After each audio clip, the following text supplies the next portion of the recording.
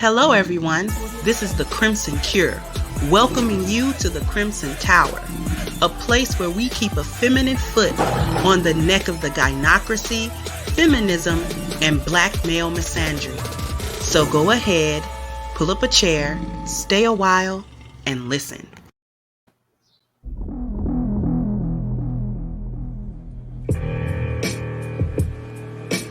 See, wherever I go, stay ready, stay alert, always prepared for whatever. I see you. There's a seat right here. You can see from all angles. I'm ready. It's time to get down to business. Game time. Hi, honey. I know you just made it to the library, but love of my life, my hero, my lion, you forgot your A game. So come home, take it, and then you can go and conquer the world, black man. Oh, and one more thing.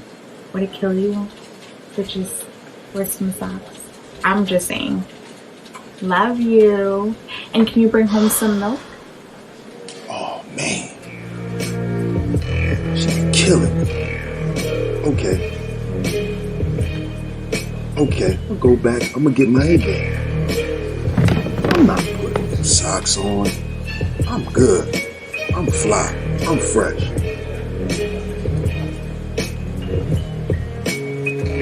I'm gonna stop at 7-Eleven and get some milk.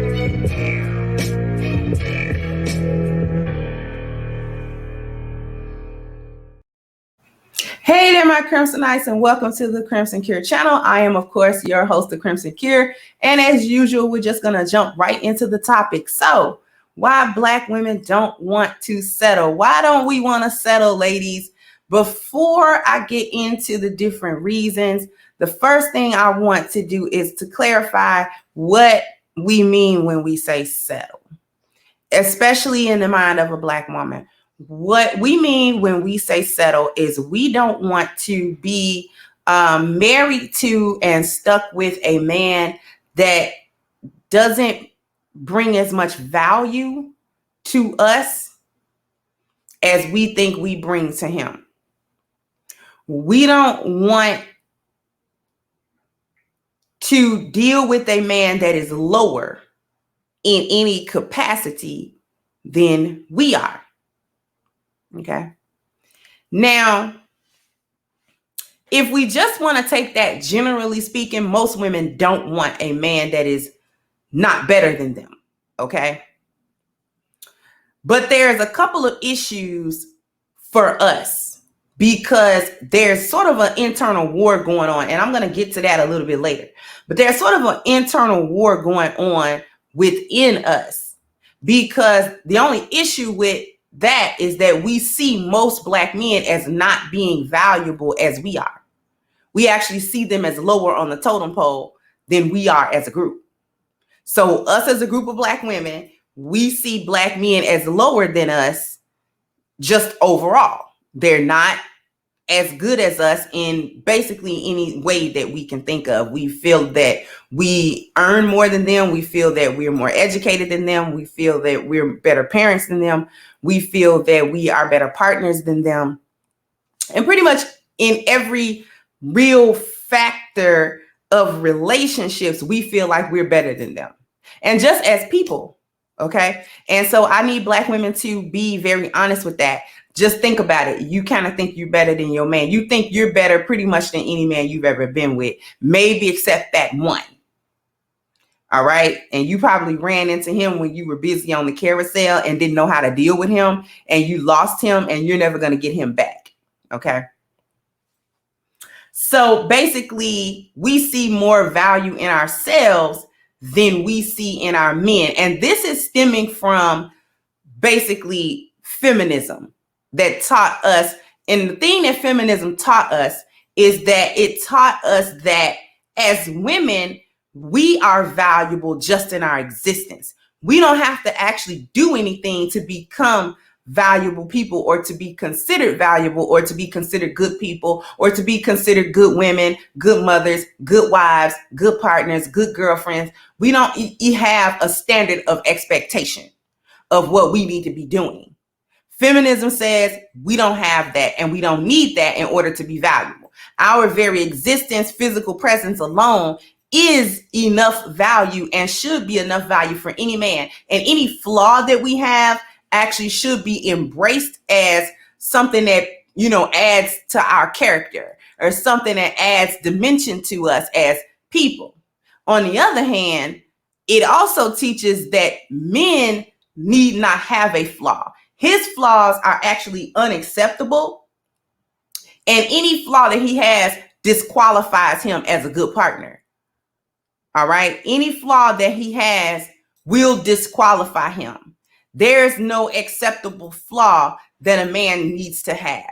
He needs to meet every expectation. So the expectation is really on him to come to us and serve our needs, and we're not expected to serve his needs. So the sense of value, or the sense of a lack of value, when a Black woman says settling, she's feeling like he's coming to me not able to serve all of my needs. And if he cannot serve all of my needs, I'm settling for him. But what are those needs? Those needs first begin with the 4 P's that we talk about on this channel, ladies. It begins with provision, problem solving, protection, and procreation. If a man can't give us all 4, then we feel like we're settling for that man. And there's actually some truth to that, because it's such a basic thing that you expect men to have that, right? You expect men to be able to have provision, which is really not just monetary provision and physical provision, but you expect him to have provision, foresight. Okay, you expect him to have that. You expect him to be able to problem solve. You expect him to be able to protect you. Black women, that's a big thing, especially on social media and all these places we hear Black women say, Black women, men don't protect us. So that's actually a big thing. And then procreation, we want a dude that's going to throw our back out. Let's just be real. All right, let's just be real about those things.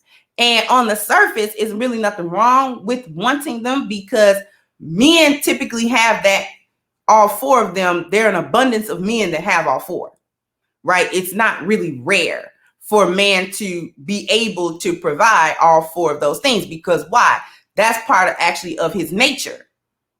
Part of his nature is to have foresight. Part of his nature is to be able to problem solve better than us.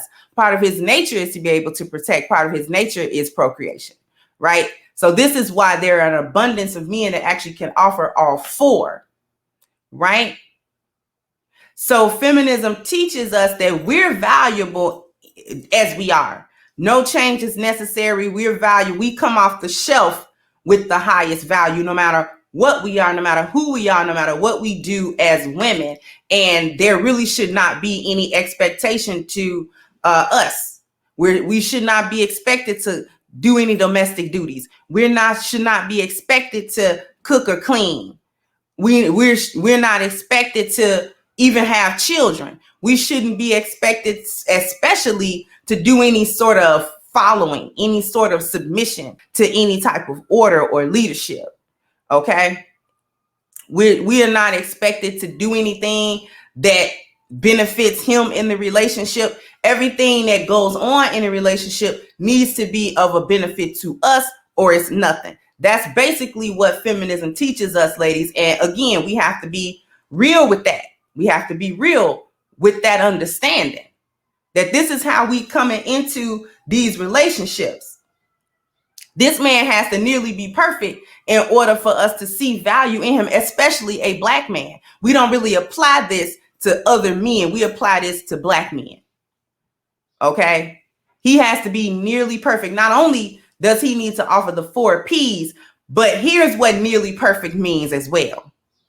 Not only does he need to offer the 4 P's, he also needs to be willing to be,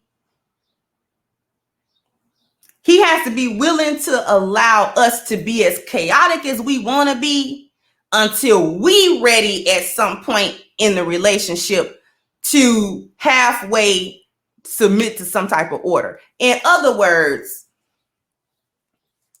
we want to be in both a leadership relationship and a followership relationship. We want to be in both of those. When the relationship is new, especially if we're kind of young, we want to be in a followership. What is a followership relationship? A followership relationship is when we are the leaders, when we get to dictate him. Now, he's still giving us all the 4 P's and everything that we want, but he also needs to be man enough to give us all 4 of them, and then feminine enough to allow a woman to lead him. Okay? That's what we want. We want him to be able to do all of the things that serve us in relationship, but also take a back seat and allow us to be as chaotic as we want to be in the relationship without holding us accountable for anything that we do in the relationship. And that includes cheating, that includes having a child with some other man, that includes some type of paternity fraud, that includes whatever we do, from the biggest to the littlest thing. We want him to be able to say, I accept you and everything that you do, and I don't have a standard for you in this relationship. When we get older in that relationship, we want to flip it to being in a leadership. We want him to then, because we get tired of being chaotic. This is just what I explained in the carousel video. We get tired of being chaotic. And then we want a man to lead. Then we want him to have all of this system, order, and structure. Then we want him to have all of this, these leadership qualities. I'm going to point something out that I haven't brought up in a while. We want to be different kinds of followers at different stages of the relationship. And a man that doesn't allow us to do this is a man that we're, quote unquote, settling for. All right.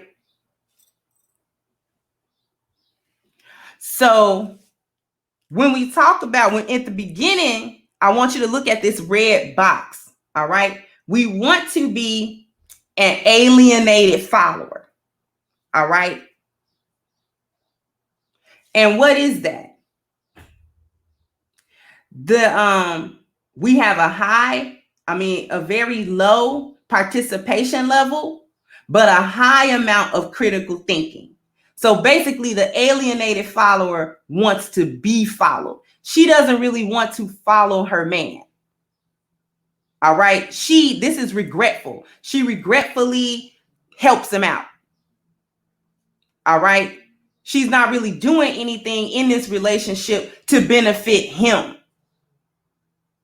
She doesn't like if he tries to take any type of control. I'm gonna tell you who is an alienated follower. Gabrielle Union, because she's masculine. Usually the women that fall in that red box are masculine women. They recognize that they're with a guy, but they don't recognize any role for themselves. And anytime he asks them to do something for him, this is always regretful. This is always begrudging. This is always reluctant. And she's always going to protest it at some point. It's never going to go smooth. It's never going to be good. Okay? Then she wants to move as she gets older. I guarantee you, when Gabrielle gets a little older, she's going to want Dwayne Wade to be more masculine, because her biology is going to demand that he does that. She's going to get tired of him being so passive with her and getting on her program. I guarantee you, because I think Gabrielle is in her early 40s. Let me take a look real quick.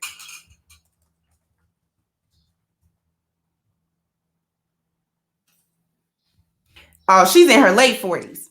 So Gabrielle is 48 years old. Okay. She might be well into her masculinity. But the point still stands. I can't imagine that they're still going to be married when she's like 60. because she's going to get tired of him being passive with her because she settled. He was able to give her like just a couple of out of the 4 P's because she's doing the problem solving within their marriage. He's not even taking any lead in it. And he's not giving her the foresight. Okay? Even if he offers it, she's not under any obligation to accept it. So he's giving her procreation and he gives her protection. Problem solving, provision, not really. Okay? And she gonna get tired of that because we want all 4. And the way that she feels entitled to all 4 no matter what age she is, no matter how old she gets. She feels entitled to it. So why am I bringing them up? I'm bringing them up as an example of what Black women actually want. They want a man that can at some point create that system, order, and structure for her, but only when she gets ready to have it. Okay? This is what we have to be real about, ladies. We only want that leadership and that system, order, and structure when we want it. We don't want it when he wants it. We don't want to start a relationship off with him doing that. And here's the big reason why we want men that are going to play both sides of that. Because we want, and I need y'all to come closer because I want to tell y'all this. And I don't think that you ladies really understand why you want both sides of that.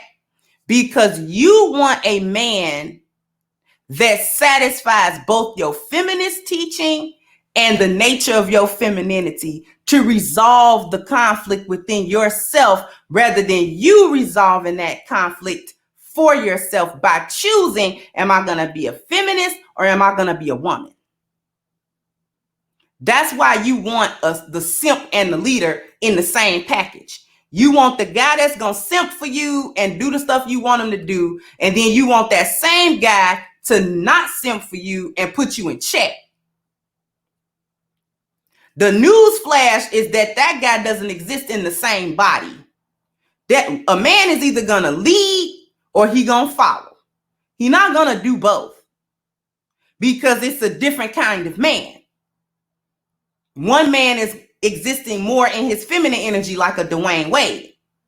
And the other man is existing more in his masculine energy. He's not going to let you get away with it. And we want the elements of both. But that doesn't really exist in the same man because you'll get is a man that has the leadership and the SOS and he has some kindness with it. That's what you get. He got some kindness. He doesn't treat you like a dog. He's stern, he's firm, he's in control, but he's not abusing you at any point. But he's also not about to simp. Simp in this case, when I'm using it, means that he's not going to allow you to be just as chaotic as you want to be in this relationship and don't say nothing to you and don't pull your coattail. He has some expectations for you and you running wild like you don't have no sense in that relationship is not going to work. It's not going to work. So you want men that are going to resolve that conflict within you. What feminism tells you should want versus what your biology, your actual nature really thrives on and needs. That's the war that most Black women are fighting within themselves. This is why we contradict ourselves so much about what we want. This is why our words contradict our actions so much and vice versa.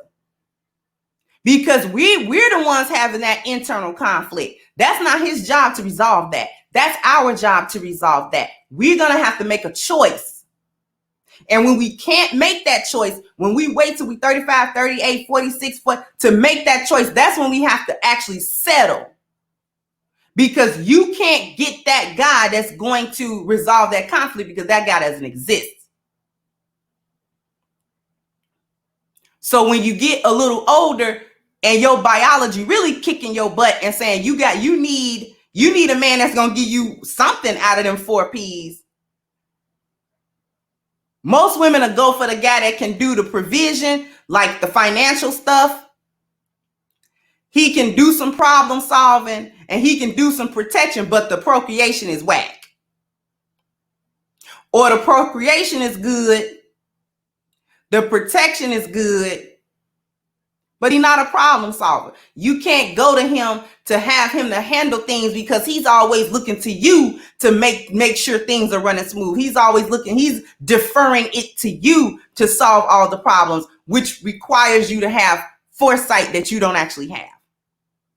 So that's what that settling is all about.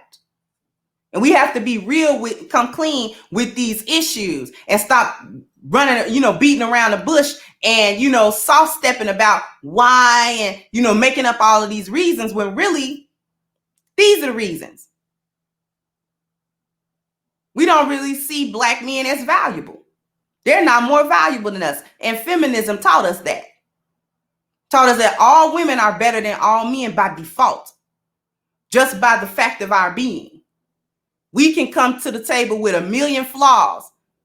We don't want him to say nothing about our weight. We don't want him to say nothing about our weave. We don't want him to say nothing about our behavior. We don't want him to say nothing about our character. We don't want him to say nothing about how we cuss like a sailor. We don't want him to say nothing about how we smoking and getting high all the time. We don't want him to say nothing about our motherhood, if we are mothers, if we not mothers. We don't want him to say anything about how we treat his family, how we talking to him, we don't want him to say anything like that because he shouldn't have any expectation. He should come to the relationship trying to serve us rather than the other way around. We don't come to the relationship trying to serve because we feel like that's beneath us. We have to be real. The other thing that I want to do before I wrap this up is to let the ladies know that many times when you reach this state, especially when you get a little older and you realize that you have not succeeded in any significant way in any of these relationships that you've ever had, you're the one with the lesser value, not him. If you can get a man that bring you 3 of the P's and not 4, you're doing pretty good because you could be a lot worse off. So the reality is, at the end of the day, most of us aren't settling. They're settling for us because we're the ones that's constantly doing this conflict, this inner conflict, and we refuse to choose. We want it all. We want all the elements of everything, and it's not realistic. Nothing about that is realistic. So how do we resolve that issue? How do we resolve the settling issue, ladies? Here's how we resolve the settling issue. Before you even really think about getting into serious relationships and who's got value and who doesn't, in order to add value to the relationship, you have to be a valuable woman of yourself. If you don't have value within yourself, you're not bringing anything to the table. And all of that foolishness about I am the table, that's foolishness. We got to knock that off. You're not the table, okay? Because you don't sit still long enough to let him set nothing on you. So you're not the table. You're not the stability of the relationship. He is, because you unstable. You're flighty. You're indecisive. 1 minute he all right, 1 minute you can't stand him, 1 minute you love him. You're not the table. Tables are sturdy. Tables are known for their sturdiness. A good table is a sturdy table. A bad table is a rickety table. Okay, so you're not the table. Okay, that's number 1. Number 2, you have to resolve that inner conflict on your own before you start trying to get into serious relationships with men. Because what it does, you're not succeeding in any significant way because you don't know how to get along with no man. And the reason why you don't know how to get along with any kind of man is because you're too steeped in this feminist way of thinking. You're too busy trying to dominate the relationship and control the relationship dynamics. Because that's what feminism, that's what your mama told you had to do. That's what a gynocrat told you had to do. You got to keep the upper hand. You got to control him. You don't do nothing that he wants. He had to do everything that you want. Girl, don't get with no man you love. You got to get with a man love you more than you love him. Ain't that what your mama said? I know that's what she said because that's what mama man told me. Okay?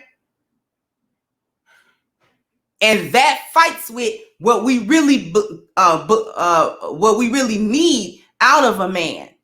This fights with this because they're not the same. They're actually the polar opposites of each other, because our feminine nature does not demand that we control the dynamics of relationship. Actually, it demands that we follow the leader in a relationship, which should not be us. It should be him. And if we are foisted into the leadership position, this is why we're not happy in relationships where we're the leader.